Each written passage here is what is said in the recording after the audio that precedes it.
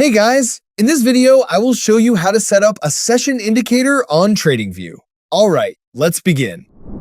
First, open your TradingView chart and click the Indicators button at the top of the screen. In the search bar, type Session, then find and add the Sessions Indicator by Lux Algo to your chart.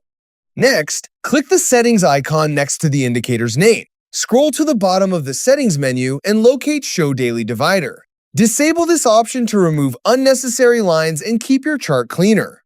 Now, scroll back to the session color settings. If one of the session colors is set to yellow, change it to something else for a cleaner appearance and better contrast with your chart. You can also customize the remaining colors to match your preferred trading setup. Once you've finished adjusting the settings, click OK to save your changes. Your chart will now display clearly defined market sessions with a cleaner layout, making it easier to identify session openings and analyze price action without unnecessary visual clutter.